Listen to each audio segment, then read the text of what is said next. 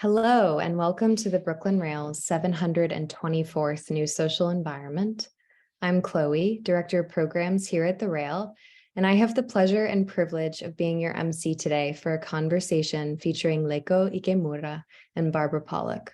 We're thrilled to welcome poet Cindy Juyoung Ok here to close today's program.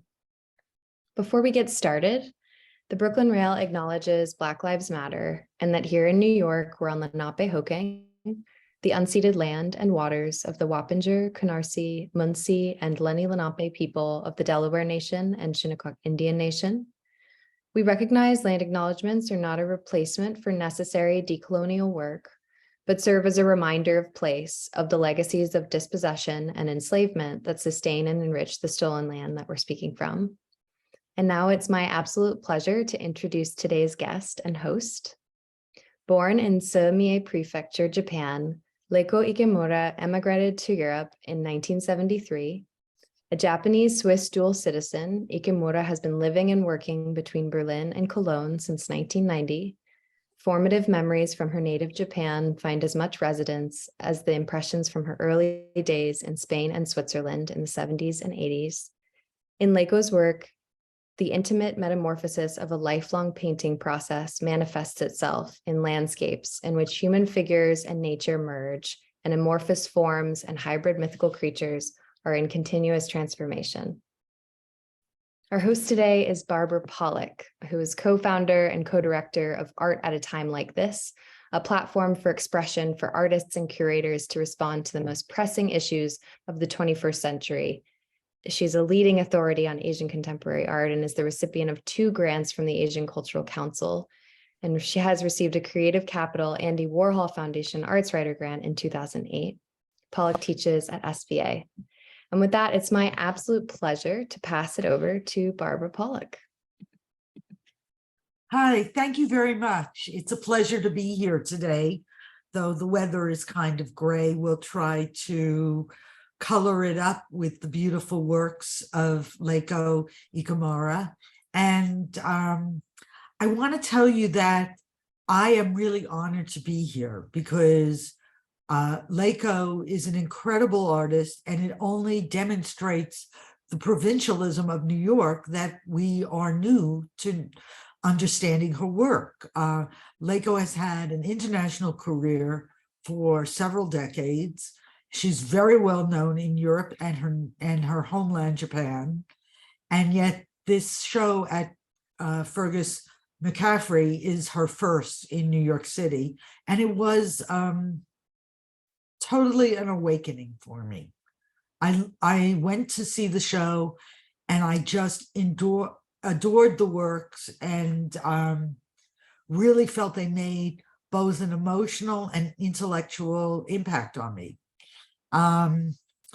You know, I'm very interested in my research on artists that today we call transnational, and we act as if this happened in the last 3 years. But Leiko is an example of an artist that was truly transnational from the early 1980s. And so that's one of the issues I'm going to explore today with her. Leiko, thank you very much for being here. And I hope this will be more of a conversation than an inquisition today, because I really want to hear your ideas and highlight them and shut up. So I wanted to ask you first, in Japan, you were quite young when you moved to Europe. And I wanted to know what in your upbringing made you believe that you could be an artist, or that made you want to be an artist? And then why did you move to Europe? First of all, thank you very much for everybody for the invitation and introduction. And Barbara, also, I'm so happy to hear that. Yes, and now I started to think about your question. Yes, it was long.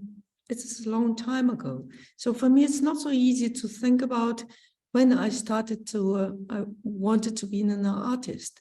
I just would say I was as a child, kind of a very critical person. Even as a child, I said always, I never get married, or I do not want to live like my mother's generation. So when I left my country, I was kind of like 20 and still looking for something else than all the others. But I didn't know exactly what is the way, or what was the way for me. So this research and all this exploration was maybe important things in my life. At that time, I did not know exactly, but just I did want not to live like the suffering women in my surrounding. And was that particular, would it have been different if you moved to a city in Japan? Or did you really have to get out of Japan or go to Europe? Maybe the both. I started Okay. to move, leaving my family and to the city like Osaka and afterwards Tokyo. I studied in Osaka at the university, and it was a very special kind of elite university to learn the foreign language and also literature and all other things. But these two national university, they was very specialized. And in my opinion, Japan is really very rich country with culture and history. But there's one problem, this island. So the people are very shy, they don't speak much foreign language. And since I noticed that, I thought it's our chance, and also kind of like a not duty, but I was interested in learn the other country and also communicate myself through different languages. It was very important aspect as well. When you moved to Seville, Spain, to pursue your studies, was that the first time you had gone abroad, or had you traveled a lot before that? Not so much. I worked before in Japan, and when I came to Spain, it was the first place was Salamanca. And Salamanca is a place near Madrid. It's a beautiful old town, and you can learn a very orthodox Spanish language. And so as I told you, I was very much concerned in English, not in Spanish, and also English as well. But especially English was spoken language all over the world. But Spanish language was at the time not so common. And I started to be interested because I have seen the geography, and it's South America, for example, it's a huge country, and also continent. Also, Spanish culture interested me, and all at the time after some years after the Second World War, if the intellectuals or ambitious Japanese left the country, usually they went to America, the United States, or England, or Paris. But none of them went to Spain and never to Sevilla. And I went first to Salamanca, and afterwards moved to Granada, and I studied also language as well. But then I met one sculptor artist, and he let me work at his studio. It was kind of my first encounter with art scene in Spain. And he recommended me to study properly at the art academy in Sevilla. This is how I started. Chloe, since so many people in the audience may not be familiar with Leiko's work, can you play the slideshow while we're speaking? Great. Thank you. Leiko, I just wanted to ask you, was it a culture shock when you got to Europe, or did you feel a big affinity with European culture? Well, I was fascinated, especially in Spain. It's kind of a great richness, and also I wouldn't say happiness, but I didn't see only the conflict, but more the richness and encounter with other culture, other people. And they were very open-minded.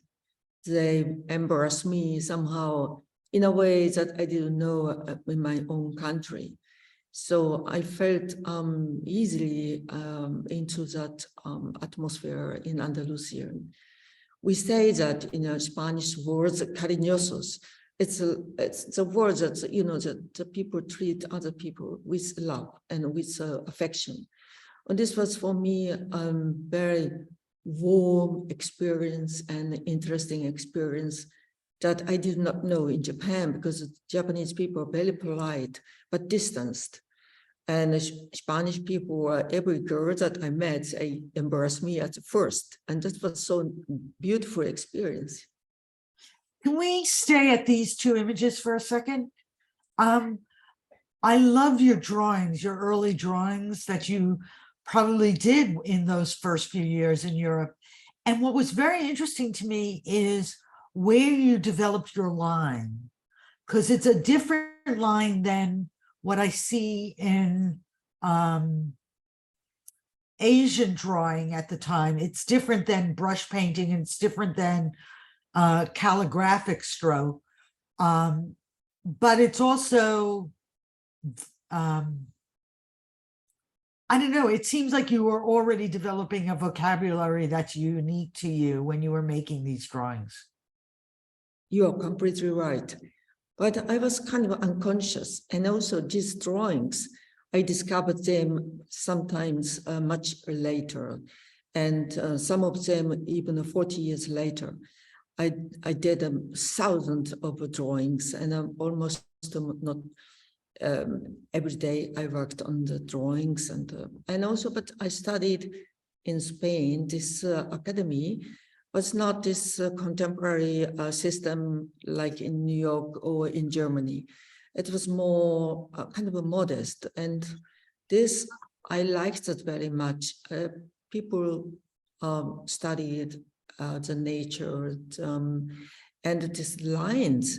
Especially, I had one professor, Mr. Aguilera at the academy. He always said, first of all, drawings, drawings, drawings.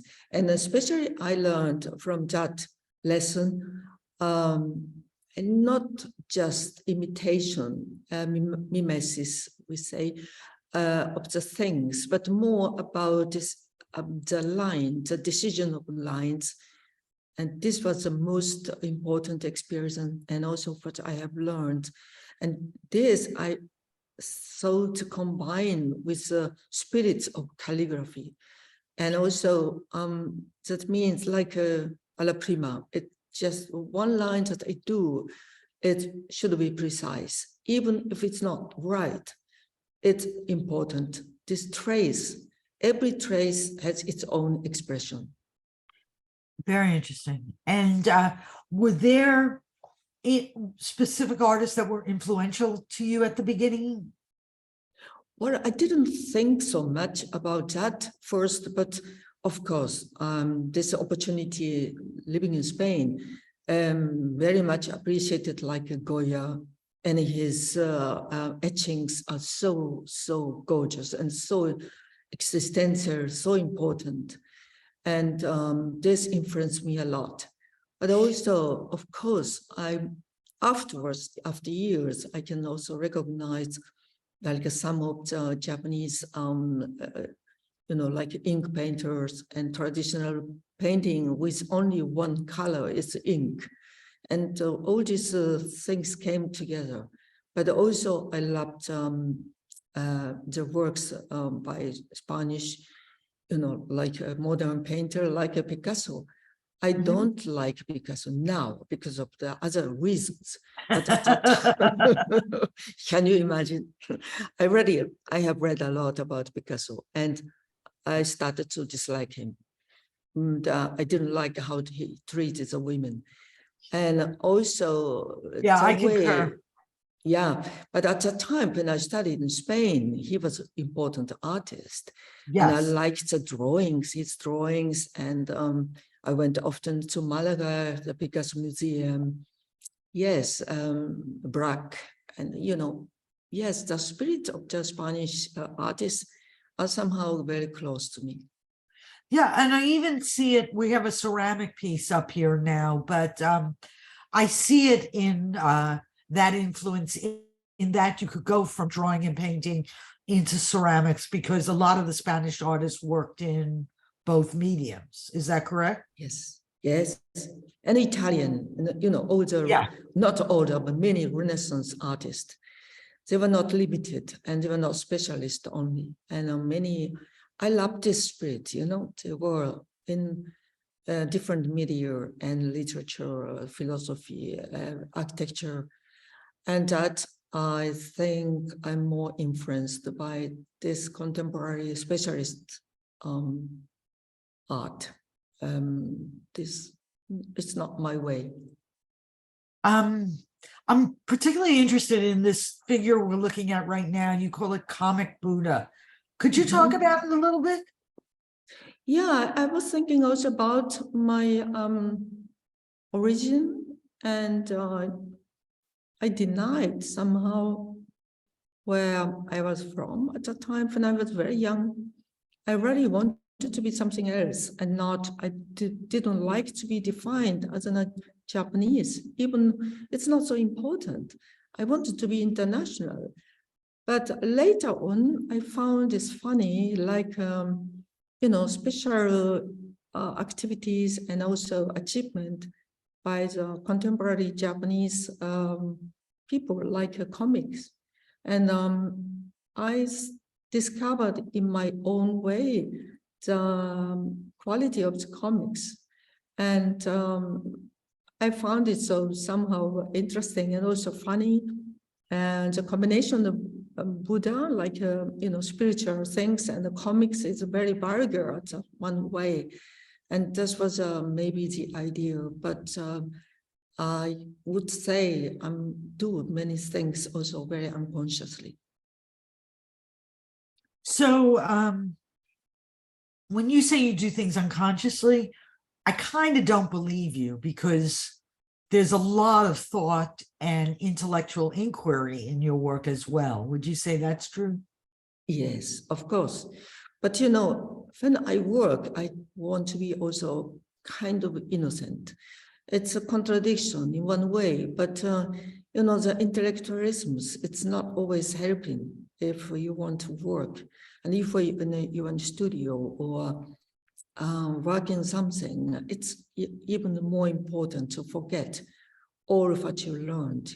This is so the both way. I have read a lot and I forgot a lot. That's the things. And I think a lot, but also I would say in this moment, I'm completely, I would like to leave myself or forget myself, the consciousness, and then more trans into other stadium. So it's a transformation of your state of mind into Exactly. other, Exactly. spiritual Yes, state. Yes, I would say, yeah. Can we go to Chloe? Can we go to the landscapes, Zarathustra, and yes, that's one. I was very interested in this painting. First of all, that it's painted on jute, so it has a very different texture, even though it almost looks like a watercolor at the same time. Also, the reference to Zarathustra and Nietzsche that I know you've studied and think about a lot when you're doing your work. That is there's like all these different contradictions in this painting for me. And it does seem like a revisiting some of your roots in terms of Japanese scroll painting, but also very 20th century modernism at the same time. Would you talk about this painting a little bit? Yes, it was a time that I was thinking about like Genesis and also like the beginning of the world. And also Zarathustra's idea and also the Nietzsche's philosophy. And for me, it was Nietzsche's philosophy kind of like one of the very Eastern conscious philosophy. And I never thought he was only denying the God, but he was provocating to think in a different way. And his idea was for me more familiar. This like a circle of life, and also all the good and bad. This kind of a dichotomy. It's not at point. It's all is this connected. And this is also for me is base for my own developing philosophical thought. And of course, I'm not interested in illustrating this kind of thought, but I was visually interested to how to do this special space without any help of perspective. And also, so many thoughts, yes, many ideas, like if we think about Genesis, it's always kind of man's work. And I wanted to put the base as a base, the female body, but integrated in the landscape. So I'm not doing any drawing, any or painting female body, but more the rock or sea or, so all together could be a kind of a landscape which doesn't exist. And so all the bodies, every part is a part of the body, and all together make a kind of a new nature or very, very old nature. It was, Yeah. trial. Why the choice of jute as your surface? Yes, this also interesting question. The jute is not that like usual canvas. The usual canvas is woven quite tightly, but jute is open, and it's you see almost see through. So I put in the back side of the painting, I put another sheet of fabric, and this makes a new space behind. I'm interested in not only what you see on the painting on the canvas, but what you see, you are not seeing, but kind of a feeling of space behind.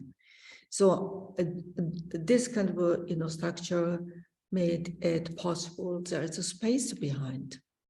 And this is a jute quality. And also jute is so, I started to be very conscious about surrounding or environment and all these things. And I started to be against this kind of industrial painting matters. And the use of the acrylic, I did not want, because it's industrial color, which is not very beautiful. Of course, you can use very well this new kind of material. I used it in the 80s a lot, but this was like a plastic. I could not go further. So I painted and repaint, and so then after 3 times, you are seeing only plastic. And so I started to explore what's a material for me, what's a technique for me. And one of the things that I have learned in Spain at the academy was not only using the oil painting, but also watery eye tempera. I liked the philosophy of the eye tempera, because egg and oil and watery, and so water and oil together, you mix both. It's like cocktail, and you can go with water or with oil. I love this philosophy, and also the possibility of 2 elemental elements which are different, and also, it's almost symbolically Western and Asian culture for me. So there are many aspects. Yeah, it's very interesting. And it's also, I know, formidably difficult to work with something like egg tempera on jute. Like, Yes. very, very It's difficult. needed. I need many years. I can tell you, it's many years of struggling. Yes. Also, I'd like to look at some of the paintings of women in the latest work. Yes. Yeah. This is tempera and oil on jute, and Yes, and the oil afterwards. But and oil afterwards. yes. You know, for example, I work on details with oil painting. And so the kind of ground is often egg tempera. And in detail works, I do that with more time. For example, like this little animal, that's almost painted with oil. Yes. Yeah. Can we get to yeah, that's a good one. 23 is a good one. Great. Bride Out of Blue. All of these paintings of the last few years are, well, I think they're fantastic, first of all, and I could spend a lot of time looking at each one of them. And what cannot be conveyed here in this slideshow is the scale of them, which is, you feel like I wasn't expecting this because I had seen the JPEGs first, but you're really encountering something life-size, or like it's an encounter face-to-face with a person, which that was very interesting to me. But also, you've been working with the female form. We saw the early drawings for your whole career, and these are very haunting, like almost the female eviscerated, reformed, powerful energy. So I thought these were incredibly powerful images of women. Would you talk about them a little bit? Thank you so much. I'm so happy to hear it, because it was, the result of a lot of struggles. And I would say the crisis in the politics and also at the time with COVID and, many other things, started the war. And I myself personally, I was almost very seriously ill for my life, for the first time in my life. And it was kind of like a reverse. And I really wanted to do something powerful. And there's no, I didn't care about if it looks like badly or not, because I treated these themes of the girls' themes in the early 90s. And at that time, yeah, people liked them, but in a way like, oh, nice girls, and I hated that somehow, because, the galleries liked that because they could say, but it was not absolutely not my purpose. And after years, in the 90s, I gave up because I never repeated. And even many themes, kind of all my life through appearing, but for me it was something else. I really want to do kind of a new women's figure representation, which is not representation, because important things is being very intensely in the process. So this was also like the early 80s drawings. I did not repaint. So it was, I had to work in one session, which is very hard because it's quite large. And it was exhausting. But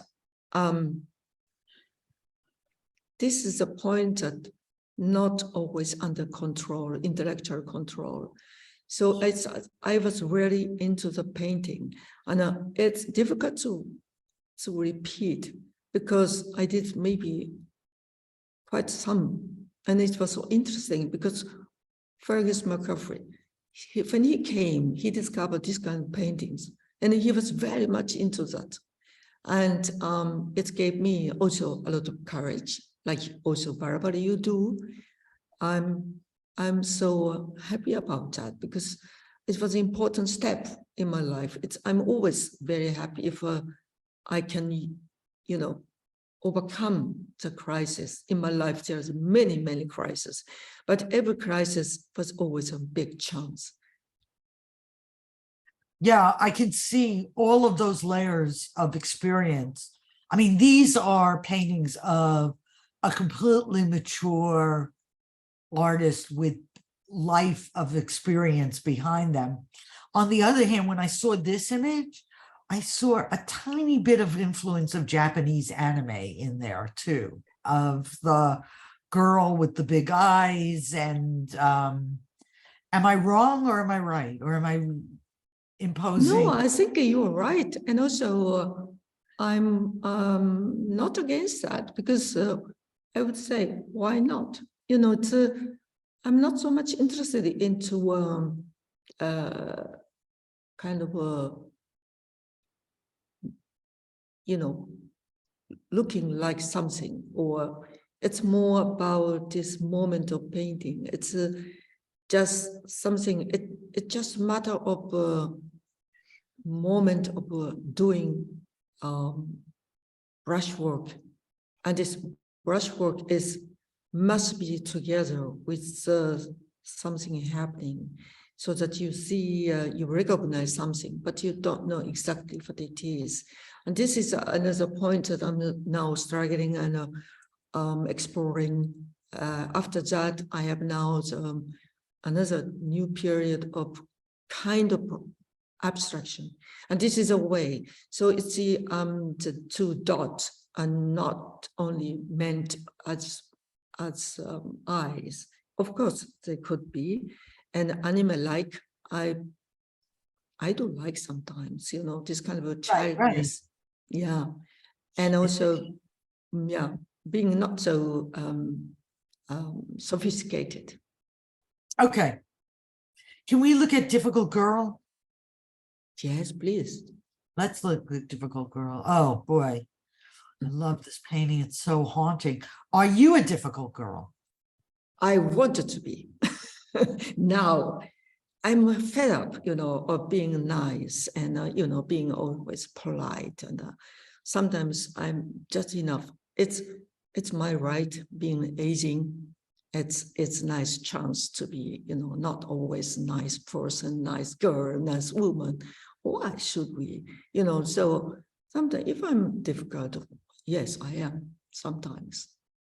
Is she holding something in this picture or holding up her dress? It's, you know, this is a point that between things, I like between things. It's so not so defined. It's maybe a dead child, maybe Yes. an animal, but also part of the clothes. He's naked, she is naked, she's maybe wearing something. I don't know.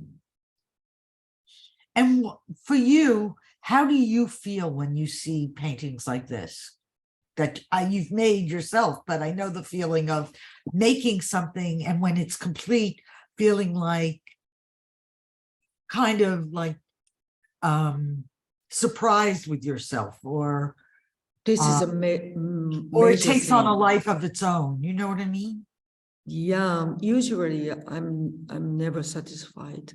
And I'm desperate, but the last moment and the last years, I started to accept more, or otherwise I just leave it. You know, it's not necessarily being so close to my imagination. It's painting is something that happens. It's not about me. It's not me doing. So it's, you know, it's a power, it's energy. And if sometimes go very good with, and then the result is somehow not a question of it's a good painting or not. It's kind of a fulfillment of this moment, because they come together in an intensive way, but it's very seldom. What do you feel you've expressed about women over the course of your career? You know, I'm not interested only in women. but I was always interested in the people who were oppressed, or do you say that? You know, like the dark side or shadow side in the society. And it was for me as a child, from the childhood. My childhood was also not happiest one. And so I always identified with people who were suffering. And so in this case, it's not only women, it's also animals, or, you know, as even men. I mean, I think it's the identification is not at the point, but women, as I don't even identify myself with being only female. No, I'm also male, but mainly this is an aspect in the society which was very maltreated, very badly treated. And this I cannot forget. It's maybe not in Europe, because there is a lot of consciousness, a lot of strong women fighting, and I'm very, very grateful to to meet strong women. And Japanese women are not weak at all, No. but not in the society. So this is what I'm fighting for, you know, fighting against. And that's why I even accepted to be professor at the university in Berlin. I was not matured, but, you know, wanted to show that it's also possible to take this kind of role. And at the time when I started, it's more than 25 years ago. Can you imagine? In Germany, it was only men, you know, big, strong guys painting big, huge sizes. And yeah, like, can you imagine? So I was one of the only very few women artists in a painting class. And they were always almost, you know, looking down like a disrespect-free. This is hard, but no, I wanted to go through. I tell you. It reminds me that quite recently, Baselitz and Richter both said, oh, women have never done any good painting. He was always, they were saying, I don't know, Richter, but Baselitz was saying always things like rubbish things, which I was really, you know, at the time, the men thought it's a kind of a super cool joke, but it is not. I think it's not so helping at all. And also a bit stupid if it's a, you know, joke. Yeah, well, you have the last laugh. Before we go to questions, I just want to focus on the glass work of the rabbit, because this is my sentimental choice, but I just love this piece. How long have you been working in glass? Yeah, it's quite recent. It was starting the pandemic. Mm-hmm. And it's I think it's 2019, 2020. And I was invited in Murano to do the glass work, but it was not allowed to travel. So even I could not go to Italy. And funny enough, I met one artist who is capable to do in glass work. And we get along very well. And so we started to work together. So that I was interested in the transparency. And yeah, it's a pandemic time was not only negative, I would say. And so I did my own experience at home in my studio, in my own studio, which is very great experience, yes. Wonderful. And these are like almost mythical creatures when you make them this way. Mm-hmm. Yes. Yes, because, you know, it's this unknownness. You can't know exactly what's coming out, even the form you cast. But the result is always something happens. And this is, for example, if you let do in, you know, specialist like Murano, they do perfect one. And I'm not interested in perfect. glass sculpture at all. I understand that perfectly. Excuse me. Do we have questions from the audience, Chloe? We do have a couple, but I encourage you to keep going for another few minutes until 2 p.m. Okay, great. Great. The process of making the glass pieces, do you first form them in clay and then they're made into glass? How do you do, or in wax and then they're made into glass? Yes. I'm not sure what the process is. Yes, exactly. I do start with clay because this is a media that I'm very familiar with. And afterwards, a casting form in, so usually I did it very often in bronze, but I noticed it's why not in glass?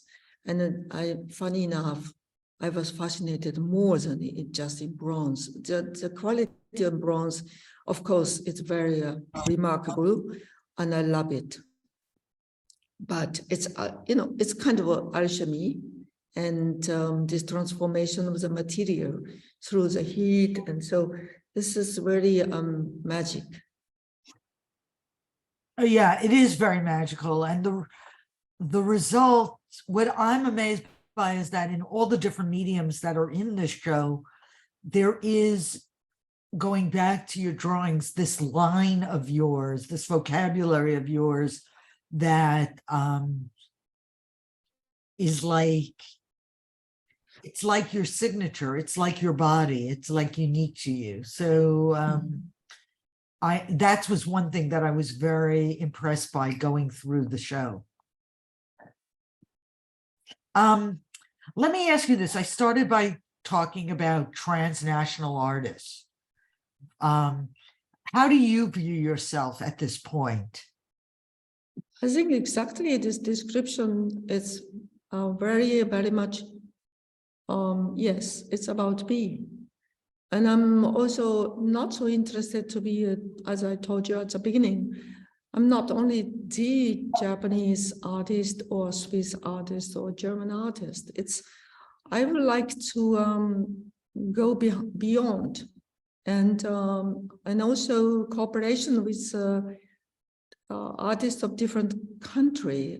This makes me very curious and interests me. So it's about identification. I'm kind of against that. I'm not only identification, like identity, being a woman or being a Japanese, but on the other side, it's also interesting aspect that maybe after years being in Europe, I started to be very much interested in my origin, in a way that it's not only about country, but also about really, for me, the origin means like, not only 500 years or 300 years, and not 200 years. It's about much, much, much, much earlier. In this case, it doesn't matter.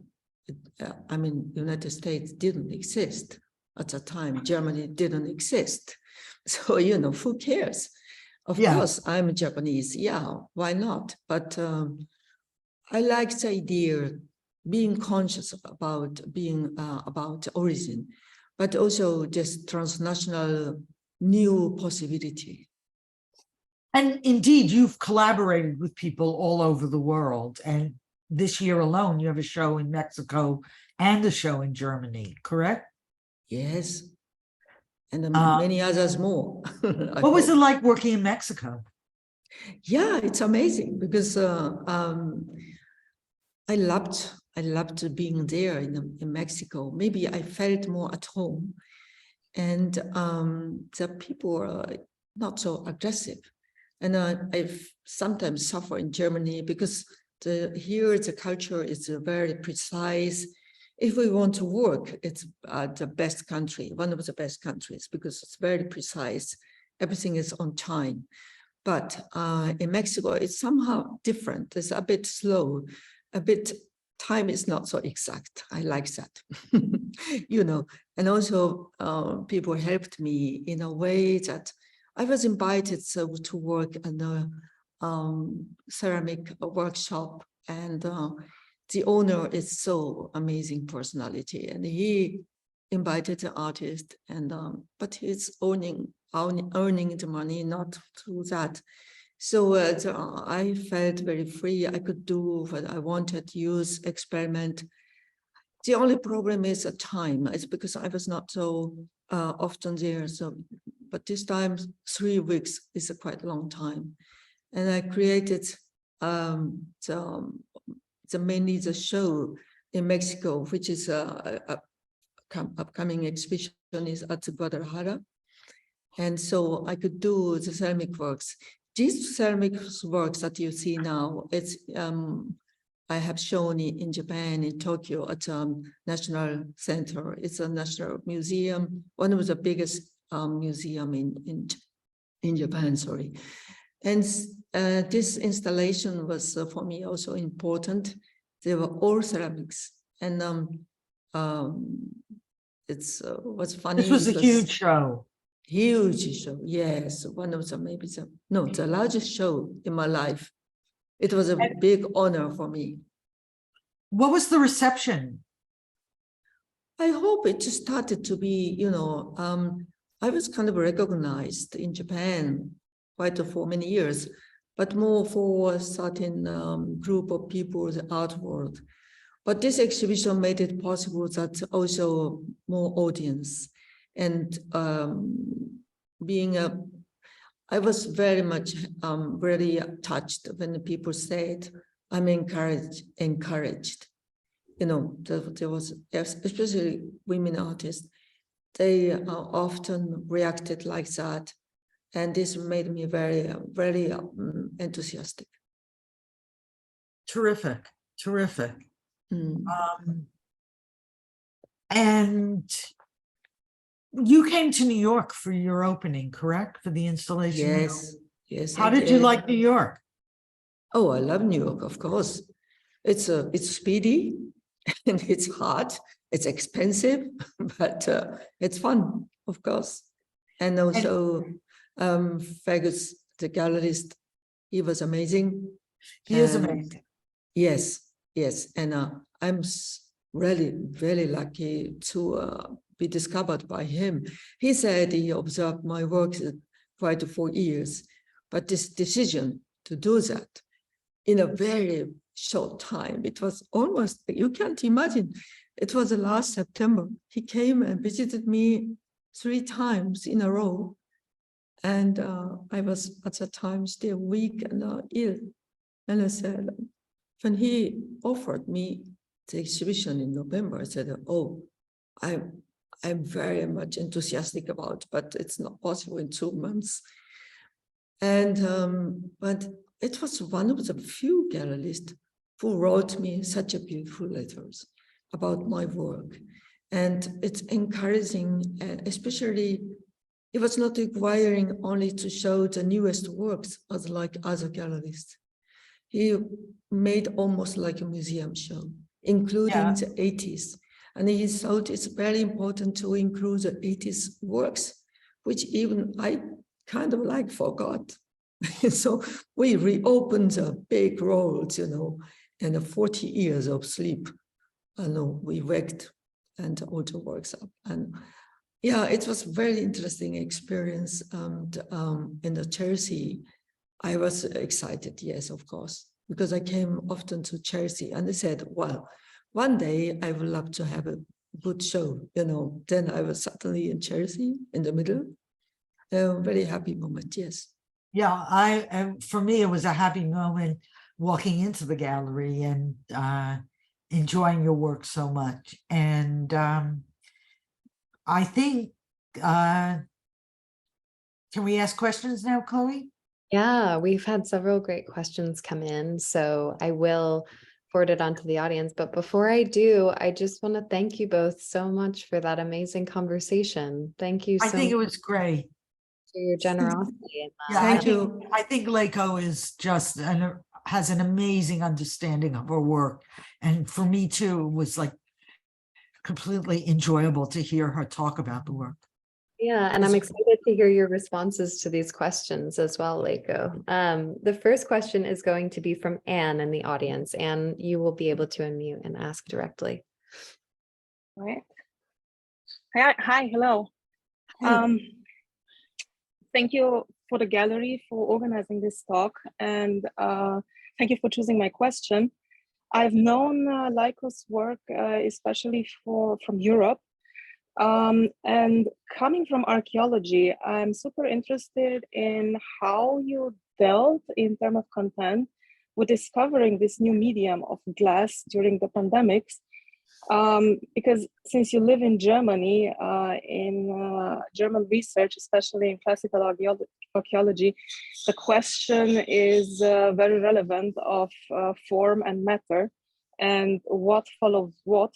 And I've seen that in your new works, you have used several motifs you have done before, but you also came up with very new motifs. And I'm interested in how far this was a development coming from the new material you chose, or if these were forms that you were working on, it was just a chance that you made them in glass.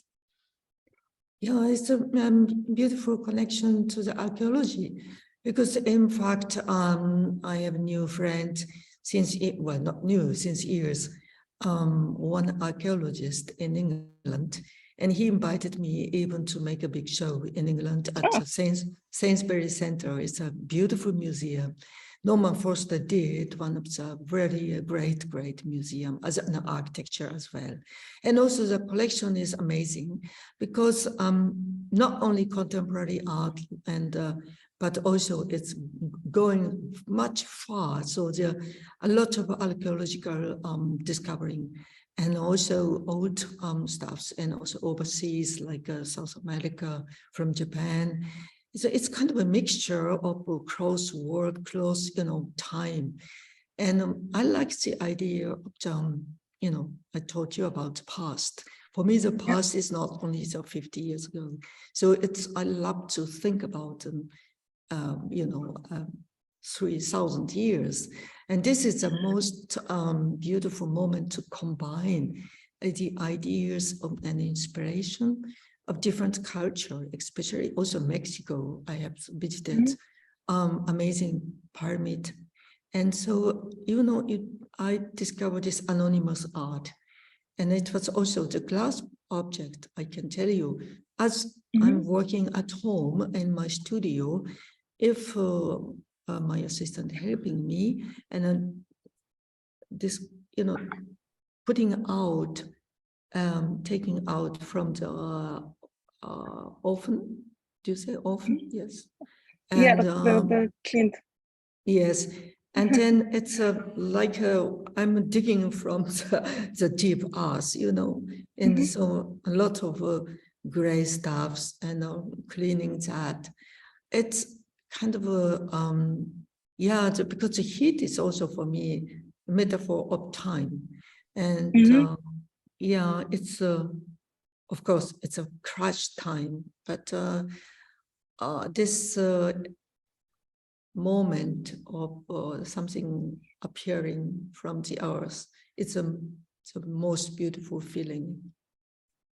And if I may ask, in terms of material, because you've worked a lot in painting, so you were using 2 dimensions, and then you went into objects, you were using 3 dimensions. And I have a feeling that with using glass, you kind of like added a 4th dimension, because the transparency brings light as an element of your work. And how has this reflected, like added an extra layer, an extra dimension wherein you can move your ideas? How has this reflected in your practice? This is a beautiful question. It's exactly, but I'm now, in my studio, I'm working on that. And especially this 4-dimension, it's a beautiful idea. And also the light and also movement. I'm very much exploring the painting as like a dance, and also this transparency evokes me and inspires me about another step to go beyond, and not only doing and producing the object, but also Mhm. something that it's kind of a performative things. Mm-hmm. Performative because all this movement and also imperfectness is the most important things. Mm-hmm. I said in Mexico when I was working there and filing, and I said, I don't care if it breaks. I like it even, you know, I did big face and a kind of a sculpture. And there was a, you know, kind of, how do you say that? One crack, yes, big crack. And I loved that.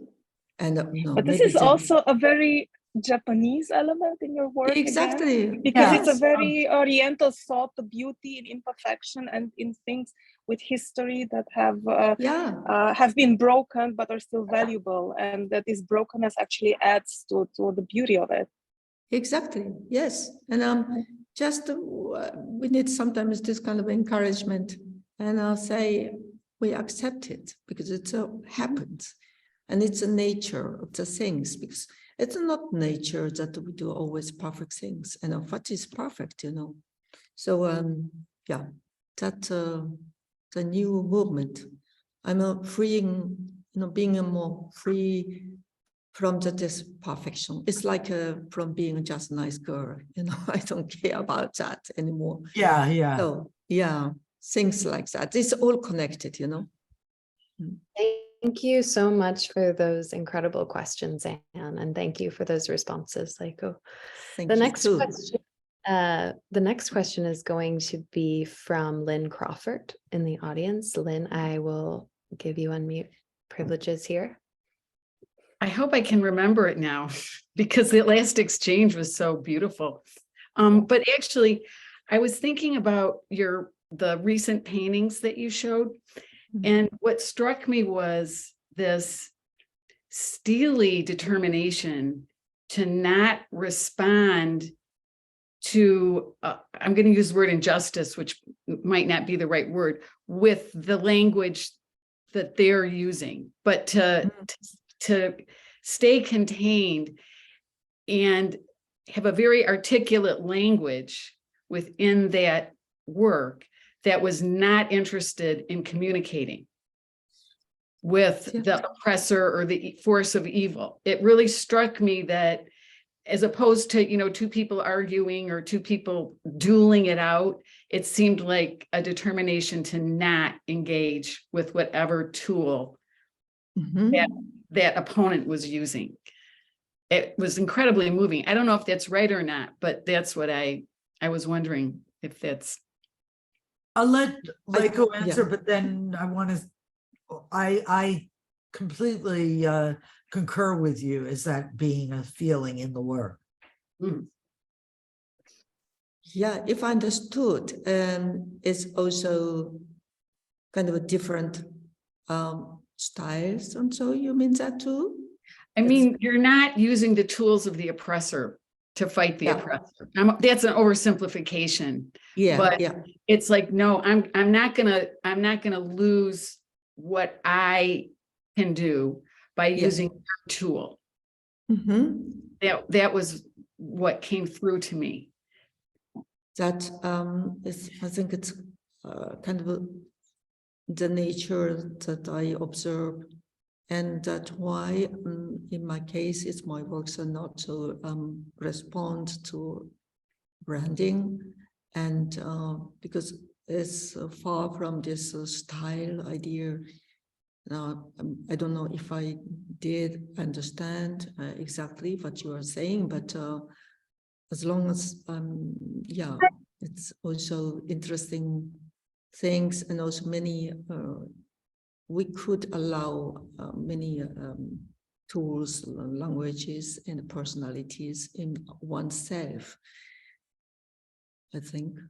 Yeah, what I think Lynn is trying to say that I really see in your work is there's not a width, even though you're interested in women in the shadows or people who live in lesser positions, there's not a whiff of victimhood in the work. I don't feel like you are conflicted or combating an enemy. I don't feel like there's the immigrant experience in this. It feels very much like you are in control of your own materials, your own medium, and your own life experience. That's very interesting to me. Yeah, it's very encouraging because it's also sometimes, struggle in a way that what is the theme? But it's sometimes we are forced to be very political, very consciousness with a lot of aspect in our life, but the pure moment being going back to the material, to the this moment, is that it's kind of a beyond, I think. Of course, we treat a PC, we treat, and we are conscious about what's happening in the world. But I do want to, in a way, more subversive and not, my message is that, of course, I have a lot of messages, but it's not being necessarily articulated. Yeah, interesting. Yeah, very powerful. Thank you. Thanks, Lynn. That was a great question. And thank you for that response, Leiko.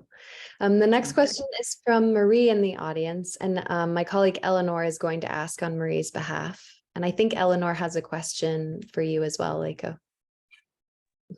Thank you so much, Chloe. Thank you so much, Leiko and Barbara. This has been really wonderful. Marie's question is, your work to me, in my personal opinion, is close to the understated, but also very clear message of Kazuo Ishiguro. Are you influenced by his novels at all? What I mean is how one can be very quiet and very loud at the same time. Yes, I love his literature, yes. And Kazuo Ishiguro's also transnational situation. He's coming from Nagasaki, and but in England, living, and actually when I had a show in Sainsbury and in Norwich, it's a place that he started to write. There's no fog. And if you go there, you feel this atmosphere of Ishiguro's inner landscape. At the same time, his past, and also this melancholy. I feel that very much. I mean, I worked before I met his literature, so I was very happy to see Remains of the Day, or about these painters, but the title of his literature, do you remember? It was about the old painter. He was very successful in Japan. And then after the war, all the value changed. And then he was kind of like accused to be in a trailer of the Japanese culture and denying the new way of politics and a new avant-garde system. And I think it was for me very touching about to, it's kind of all this generation, they have something to do with, about after the World War. And somehow this generation, they have this wound, they are all wounded. And he himself, in a very different way, yes, he's treating somehow indirectly and directly about this. Yes, I'm very touched, and also I love his literature. Great question. Maybe more than Murakami. Yeah, Murakami is also great, but not all of them like him. Yeah, thank you so much. And I was wondering, Leiko, if you could talk a bit more about your choices of color when you make your work. Yeah, it's about kind of a period. If I had a period that I was using only yellow, blue, and red, It was in the 80s. The strong colors, strong strokes, very decisive.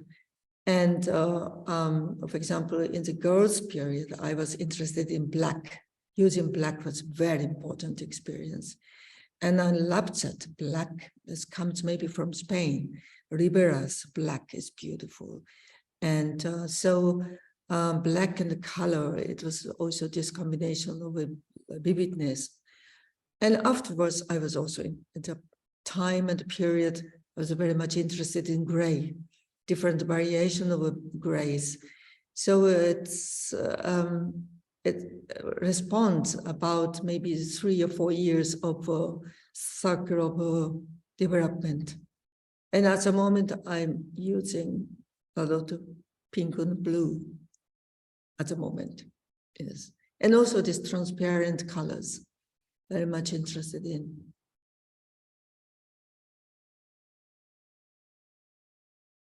Thank you so much. Thank you you. for your question. Thank you so much, Leiko. The last question will be from me. I was wondering if you could speak to the blur, sort of the lack of just the blur or the shading that sort of appears throughout across all of the mediums that you work with.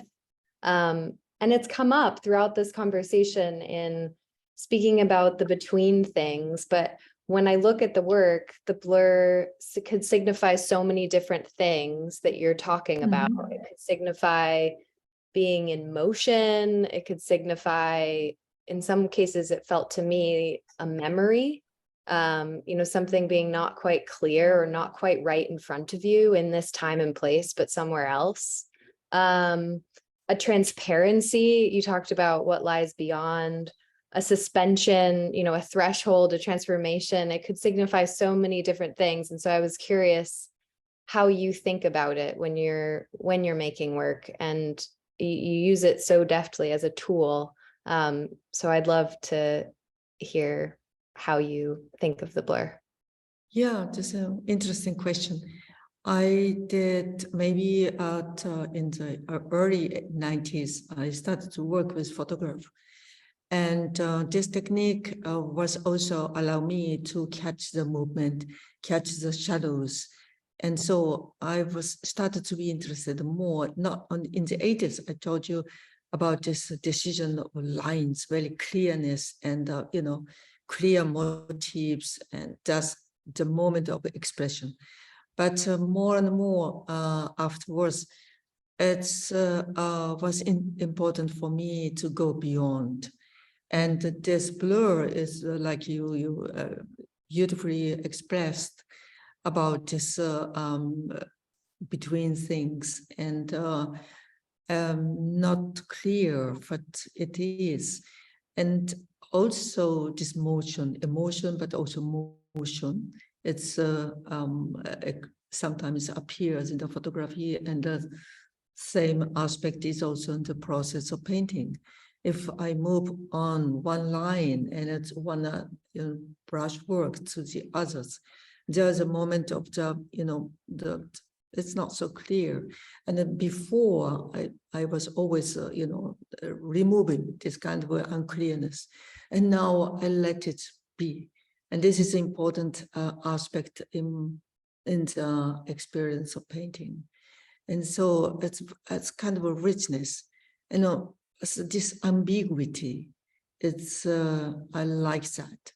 So clearness is one part, but this being ambiguous, that it's it's questioning you all the time, and that leaving it as a part of the fall is very important process.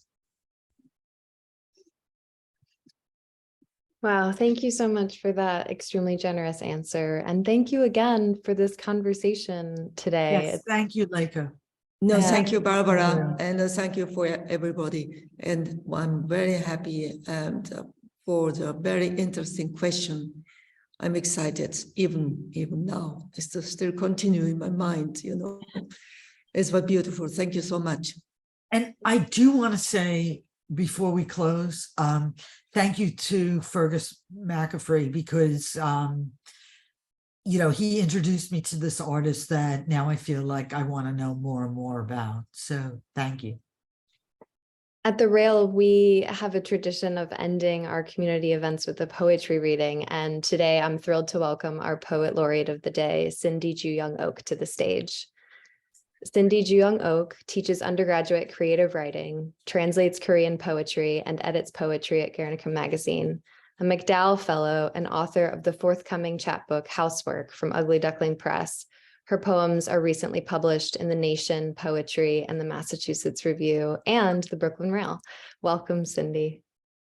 Thanks so much, Chloe. Thanks for facilitating, and Eleanor too. And thanks so much, Leiko, for showing us your work and giving us a talk with Barbara.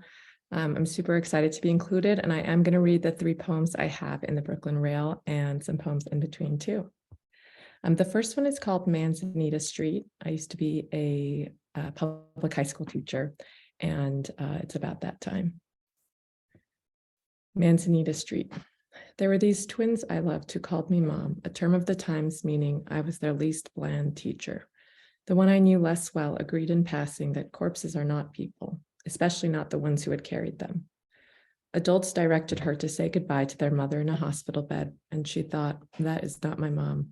I do not know who it is, but it is not my mama. I lived at the time on a small street meaning apple. It's diminutive. For years after the 3 of us had left that school, I wrote them when I wrote my own mother, until one year messages returned to sender explaining, there are namers and name receivers, and I have only birthed clots, one at a time. This next one's called At the End.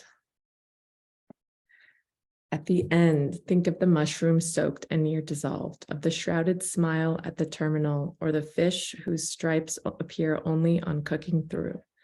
Think through the thrown tantrums and basketballs, the berries unpicked in a heat wave, or the yawn interrupting itself. Think on the photo unglossed at the crease, the orchid that outlasts the graveyard visits, the leavings of the resolute sticker, and even the invited weight of an awning or a title. To think about any being, summon a kind of waste, about the glassy dress shoes on the connecting flight, the veins memorized in illness, the temporary cover for the grand and sleepless windows. Fold each thought, the highway stop where toilet paper is piled, the knife marks on the counter with the ants carrying earwax, the wooden enclosure for a lake, flooded, the hum of the cobbled after party. Think. And then speaking of water, waterways. I want to be like water and fill the containers that hold me, but instead I change them, I refuse them, and I only pretend to be flexible, to be known as such. I want to sit in a puddle shape, be cohesive, have a high heat capacity, a reliably good surface tension. I wish and expect that this can be willed, but without my assent, I disintegrate, I expire, I vanish.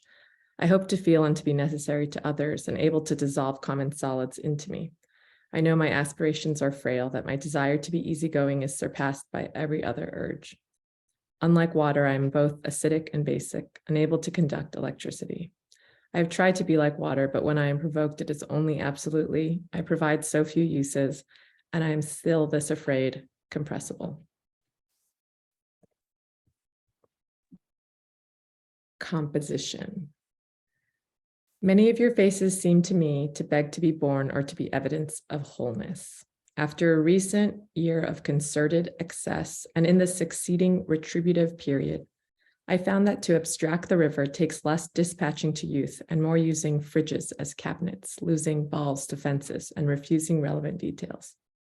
I was taught that bodies belong in the place they die for 3 days at least, the event woven with waters incensed. But the women who told me are all dead now. And in the new country, we call the government, not neighbors. I dodge caskets and suggest it too, not as an avoidance of grief, a compulsion toward the river, which, like a face, is difficult to recognize in small plots. The public display of yours is garish. Mercifully, its architecture does not fate you. It is the presentation without threshold, the container's exercise as it fades. The current of the brow you wish to be long, how divinity is a factory that excises predictably, row by row. And the next couple are about that time in quarantine, and were written around then as well, and are in the rail. The first one is a sonnet called The 5-Room Dance. In our search for a proportionate address, we leak out of bed as you stretch your books and I mine the frozen language for olding hands day by week. I account for each siren and you count the hips to sigh for with the seam of open borders. Tracing the yard, the lace of leaves as why I write. Why I write, frown your side affects, the cadence of the fact that stars. A woman is a thing that absorbs. Reset by our brown paper walls, time lends rest, flooding fast the thread where we once swam to altar, prepared morning feasts, and at last lashed all the ideas we wed. I'm sorry we need to be bodies here, 5 doors in a closed round, the words we cross, a swarm from which I am wrung, as I wrong form.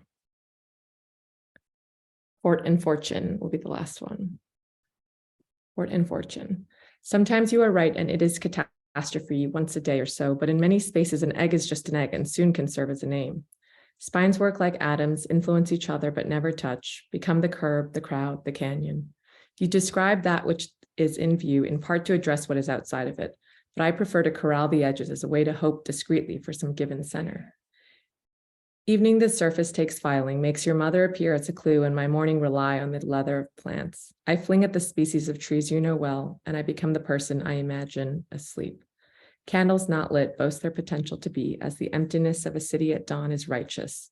Only these years, only our rooms. Thanks so much, everyone. Thank you. Wow, Cindy, thank you so much for reading poems today. Those were absolutely wonderful and such an amazing way to close today's conversation. So thank you so much. And thank you as well to the team at Fergus McCaffrey Gallery, especially Fergus and Yifei, who helped support in preparing for today's event.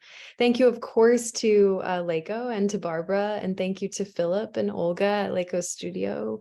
And we'd also like to thank the Terra Foundation, who sponsor our NSE program and make daily conversations like this one possible. They also support our archive, which you can view on our YouTube channel. For 22 years, the Rail has provided a platform for arts, culture, and politics through our monthly publication and public events like this platform, our NSE. You can check the chat for a link to donate to support our work. And on Monday, if you're around, we're thrilled to be screening Martin Luther King and the March on Washington, a film directed by Sir John Ikemura on the occasion of Martin Luther King Jr. Day. We hope you'll join us in watching the film, and you can register to receive a 24-hour access link. And as is tradition, you can now turn on your microphones and say hello and goodbye as you leave. Thank you so much for joining us today. And if you are in New York, go see the show before it closes tomorrow. We really encourage you to go see it. Let me add that the show is actually up until the 28th. Oh, amazing. Oh, okay, great. So please come and see the show. Thank More you. time. Thank you, everybody. Great. Thank you, Leiko. That was fabulous. And Philip, Thank thank you. you. We should just say thank you to Philip van Maat, who is responsible for the wonderful installation design here. So Thank you, Fergus. okay. Great to see you. Thank you all for listening. Yeah, Yeah, thank you, everyone. Thank you, Barbara, for the great questions. That was truly inspirational. Wonderful. Yeah. Have an amazing weekend, everyone, and an amazing Friday. Bye, everybody. Thank you very much. Bye-bye. Bye.